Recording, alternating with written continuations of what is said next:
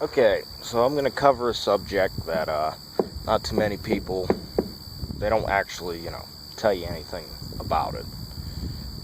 Catalytic converters, pros and cons, all that fun garbage. Okay, so I recently redid my exhaust on here. The catalytic converter was clogged up. The truck is 24 years old, maybe 23. It depends on when it was manufactured. Point is, it was original. And it's obviously the old style. So you can't just take a metal bar and ram it through there and, knock it free like all the videos show you, because, no one thinks, okay, my cat's not original probably, so it was already replaced, now it's clogged up again, so I'm going to put on another one. Here's what I recommend. If you're not somebody who's very good at, not very good with vehicles and you just want to do it quick, I recommend just getting a universal fit, depending on your vehicle, and putting it on there, clamping it, welding it, whatever you want to do with it. Now, if you're somebody like me, on the other hand, what you're going to want to do is you're going to want to buy a new cat. Listen and hear me out. You're going to buy a new cat, maybe not at first, depends on when your inspection's due, and you're going to take the old one off, cut it off with a Sawzall. I only recommend a Sawzall, it makes cleaner cuts. Okay?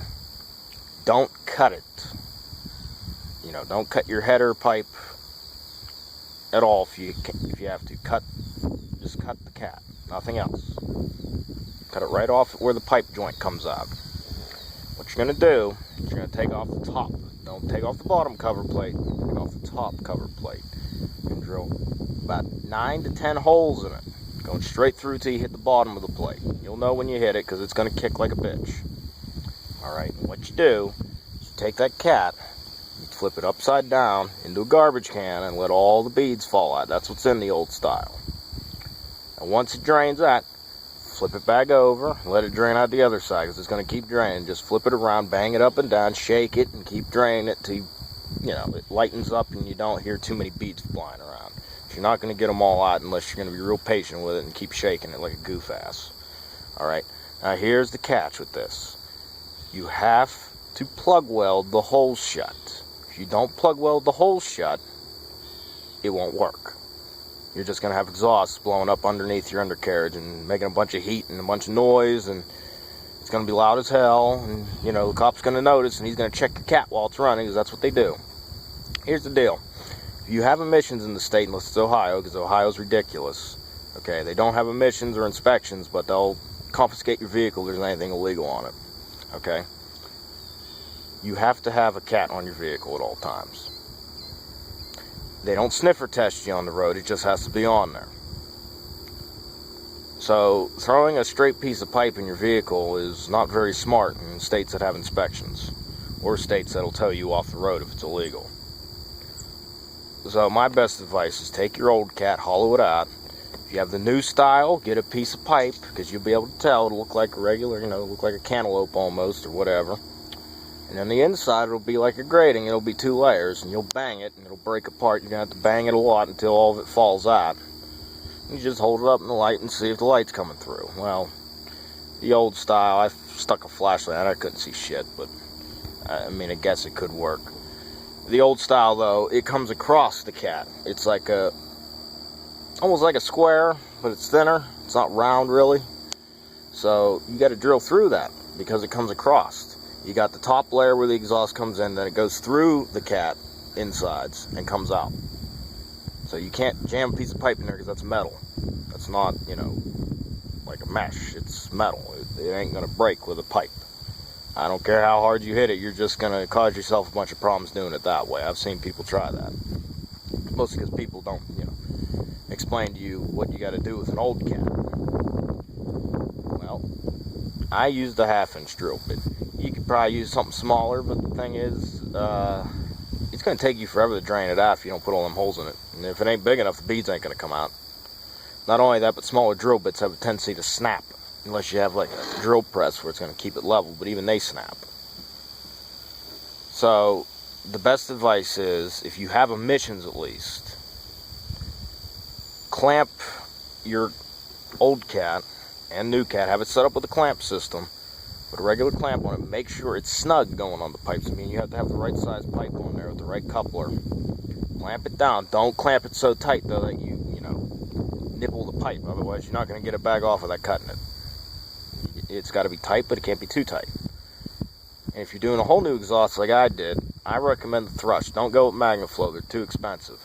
All it is a wide open muffler. You can make one for all that's concerned. It's just a pain in the ass, and for what it costs, $50 to go get yourself a Thrush welded muffler, you're good to go. I don't advance. I use advanced for most of my parts because it's close, but I advise like a Frank's Auto Supermarket if you're getting exhaust, because they have everything.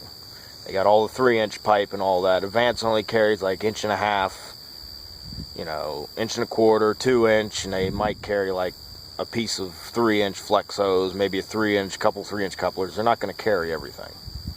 I advise Frank's Auto Supermarket. That's what I use. I mean, I don't know how big that really is, but something like that, something that's a bigger store, they'll have it. They'll also have the mufflers and 3-inch and that. And I'm going to make this like very, very blatant when I say this. If you're using glass packs, you're going to get pulled over. Straight headers with glass packs is loud as a motherfucker on a truck or an 8-cylinder. 6-cylinder, you can kind of get away with it. My Blazer, it had straight pipes on it. I didn't have an issue with it. No one pulled me over, but it also wasn't so loud that you could hear it in the next damn county. Okay? Literally, a glass pack is a muffler. You cannot, just stick it straight on. I mean, you can. It ain't going to hurt nothing, but they're literally so fucking loud, it's like having straight headers on your vehicle. Okay? Everyone's going to know something's up. Especially if you don't, even if your cat's hollowed out, they're going to know it. So I advise not going with glass packs unless you live out in the middle of nowhere and know all the cops. Okay? Because it's just like a magnet for them. The other thing I hear or have heard and people have told me, exhaust tips. I'm going to tell you right now about the tips on an exhaust. They're useless. They don't do anything. You could run the exhaust straight out of the muffler with no pipes added after the muffler. It don't make a damn difference. None at all. Okay? The whole back pressure thing. People are constantly going on and on about it. I'm going to tell you right now, that fucking engine needs to breathe. So the less pipe you have on it, the better, actually.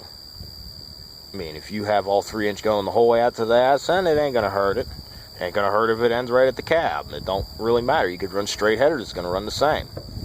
The whole thing is you want high flow. So if you have an 8-cylinder or 6-cylinder and it comes off 2.5-inch pipes going down to a union or going straight out the back, leave the same distance. Okay?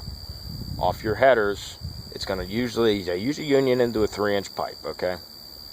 People have asked me, why do they go to a 3-inch pipe instead of, like a 4-inch? Well, it's because the reason why it's 2.5 off the headers is because that's just what they are. They don't actually need to be that big. They just are for higher flow. Once you get down to the cat, though, it's designed to muffle. Okay? So, you have two 2-inch pipes that come down. But the other thing is a 3-inch pipe. You're unioning into that extra inch. I mean, your pipe's this much bigger versus that much bigger, okay? That's what it's doing. So the amount of flow that you actually lose coming off of that's like next to nothing. And if you don't have a cat on it, you lose no flow. Well, hollowed out cat, straight piece of pipe, whatever. Now, pros and cons with, true doles versus, having them and not having them. Here's the thing, okay? They don't create any better flow. They look nice, I'll admit that. Sound nice usually too, because people just put on the little cats on them. So you have to have 2 cats for that then. The whole thing is, though, you're just paying for a bunch of extra pipe. If it's really that well worth it to you, so there's 2 stupid-ass pipes sticking out your ass end or whatever, sure, go for it. It's just a waste of money, though. It's cheaper just to go with, union it or whatever if it doesn't have any exhaust. Bring it down to a union off the headers. Go out 1 3-inch pipe or whatever size you need. You really don't need it to be duals. There's no reason. It don't sound any different. It's not even like there's a difference in sound. There really is no difference. There's no advantage or disadvantage. No advantage or disadvantage to true duals. There's no disadvantage to singles. unless you have it set up wrong. The whole deal is, it's kind of like if you put a sock over your mouth and you're trying to breathe out, but whenever you're puffing in, you take it out and you puff in. Yeah, okay, sure. But the thing is, you're going to get tired really quick because you're not able to push your air out. It's the same deal. So, that's the gist with high flow, low flow, exhaust systems. 4 cylinders, they're kind of goofy. You got to have, they make them stock with resonators. After the cat comes down, goes to a muffler. I don't really know why they put the resonator on there. It's for emissions. It's a glass pack going to a muffler. It's stupid in my opinion. You shouldn't have 2 mufflers on there because the resonator is basically a glass pack. It's what it is. It's like having 2 mufflers on there, really. But they put it on their stock, so if you change it, you're going to have to change it again. If to get it to pass, that I know of at least. I don't deal with joke cars. I mean, I know there's a lot of people that love them, but here's the deal. If you want something that's going to scream down the highway, you buy something with a motor in it. You don't take something that's, insufficient and try to make it something amazing. It's stupid. Maybe you think I'm stupid. I don't know. I don't give a fuck. But that's just the gist of it with exhaust. I guess, leave some comments. Tell me, different things that people haven't covered on older vehicles. I can get into newer vehicles too, diesels, all that fun garbage. Just leave some comments, tell me what you think, and anything I left out. Alright.